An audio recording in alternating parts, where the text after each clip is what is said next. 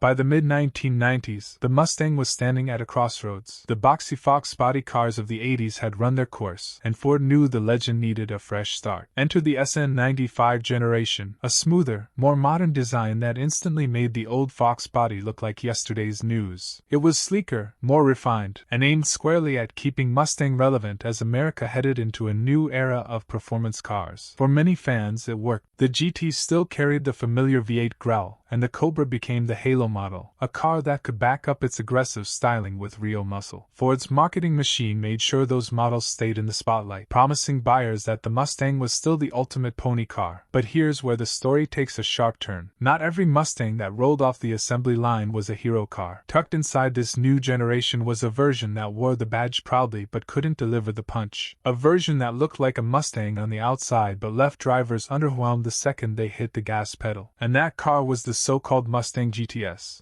On paper, the Mustang GTS didn't sound completely hopeless. Ford dropped in a 3.8-liter S6 V6, a motor that produced around 145 horsepower and 215 lb-ft of torque. For someone just glancing at a brochure in 1995, those numbers might not have looked terrible. After all, this was still an era when emissions regulations had choked most V8s, and power across the board wasn't exactly impressive. But the reality was a whole different story. The GTS tipped the scales at nearly 3,300 pounds, and that meant the V6 had to work overtime just to keep up with traffic. Hitting 0 to 60 in about 9 to 10 seconds was nothing to brag about, especially when some family sedans of the day could do it quicker. That's not what anyone expected from a car wearing the Mustang badge. And then there was the way it felt. Owners complained that the S6 V6 sounded more like a cheap rental car than a muscle machine. Instead of a throaty exhaust note, you got a flat, mechanical growl that promised excitement but never delivered it. Step on the gas, and you were rewarded with noise, not speed. This engine quickly gained a reputation for being rough, unrefined, and uninspiring. The kind of motor that made you question whether the car had any business being called a Mustang at all. It didn't just lack power, it lacked soul. And sadly, the problems didn't stop with performance. When Ford introduced the GTS, the idea actually sounded clever on paper. The package was meant to be a stripped-down Mustang, a lightweight, budget-friendly version for buyers who wanted the Mustang look without the Mustang price. Ford even hinted that it could appeal to drag racers, people who'd buy the cheap shell, toss the V6, and drop in their own high-horsepower engines. In theory, it was supposed to be the enthusiast's bargain, a blank canvas for performance builds. But in practice, that never really happened. Most GTS models left the factory with the same underwhelming V6 and none of the excitement. Instead of a hot rod starter kit, buyers got a car that felt more like a compromise. The biggest problem was that the GTS looked almost identical to the cheapest rental Mustangs flooding America at the time. There were no special badges, no aggressive styling tweaks, and no muscular stance to set it apart. Park a GTS next to an economy-spec rental Mustang, and you'd be hard-pressed to tell which one was supposed to be the performance car. What buyers got was a Mustang in name only, a coupe that carried the legendary pony car silhouette, but without the throaty exhaust, the muscle car swagger, or the respect that came with owning a GT or Cobra. It was a shell wearing a famous badge, but with none of the charisma underneath. And the disappointment didn't stop there, because beyond the lack of performance and personality, the GTS had another problem lurking under the hood, one that would haunt owners for years.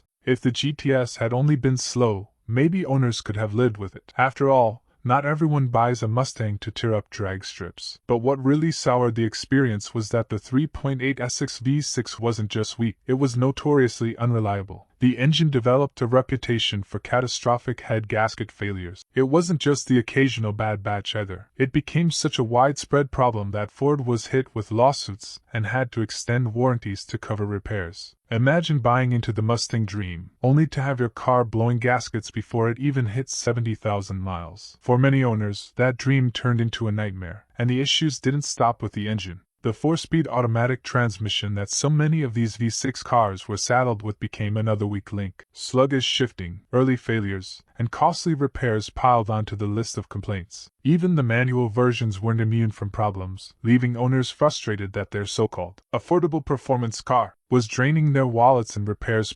One former owner summed it up perfectly, saying, "It looked like a Mustang, but drove like a tourist with a bad attitude. When the head gaskets blew at 70,000 miles, I knew I should have just bought the GT." That kind of bitter hindsight became a common theme among people who rolled the dice on the GTS. The end result was simple. The GTS wasn't just disappointing on the road, it was a headache in the garage. And yet, despite all of this, time has a funny way of rewriting history. Because in 2025, people are suddenly looking at these cars with nostalgia-colored glasses.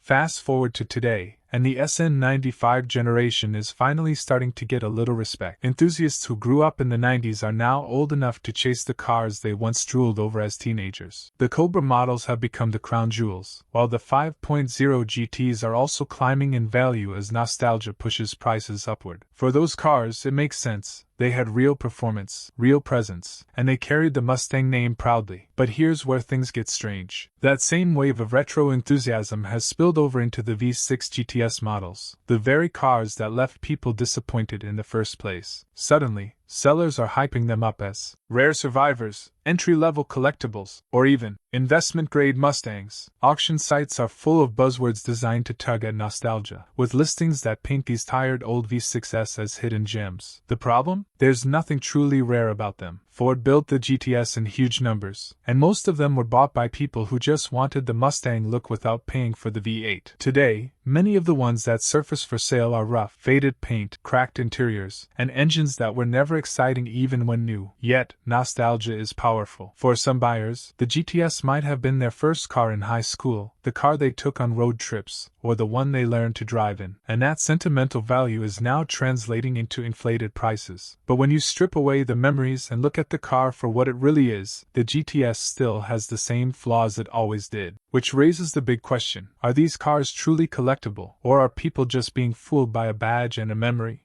Here's the truth. Compared to the GT and the Cobra, the Mustang GTS was always the odd one out. Behind the wheel, it didn't feel like a performance car. It felt like a compromise, a car that wore the badge proudly but couldn't back it up with power, sound, or presence. In a world where image and performance go hand in hand, the GTS delivered only half of the equation. And in 2025, that hasn't changed. Sellers might polish them up and throw around words like survivor or collector's item, but at the end of the day, what you're really getting is a slow, failure-prone Ford from the mid-90s. It doesn't have the credentials of the GT. It doesn't have the respect of the Cobra. It doesn't even stand out visually from the rental fleet Mustangs that tourists were thrashing on summer road trips 30 years ago. Yes, nostalgia gives the GTS a little bit of charm, especially for people who owned one as their first car, but that's not the same as real collector value. True classics are remembered for their performance, innovation, or cultural impact. The GTS is remembered for being underpowered, unreliable, and unworthy of the Mustang name. At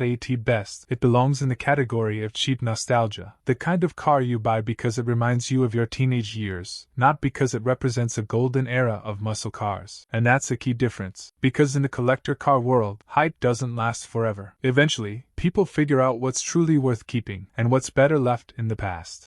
The 1995 Mustang GTS V6 is proof that a legendary badge isn't enough to guarantee greatness. It had the right look, the right name, and the right marketing, but none of the heart that made the Mustang an icon. Instead of being remembered as a performance car, it became a cautionary tale, a reminder that style without substance eventually gets exposed. In today's collector market, nostalgia has given the GTS a second life, but the truth hasn't changed. It's still slow, still failure-prone, and still overshadowed by the GTs and Cobras that carried the Mustang legacy with pride. If anything, its place in history is less about glory and more about warning buyers not to be fooled by a famous badge. So while some sellers may try to pitch the GTS as a hidden gem, the reality is far less flattering. It's not a collectible Mustang. It's a cheap slice of nostalgia for those who want to relive their youth, nothing more. The GTS looked the part, but when it came time to deliver, it fell flat. And the Mustang wasn't the only one, because around the same time, another American brand tried the same trick, dressing up a muscle car body with an economy car heart. And what happened next? Well, that story is just as shocking.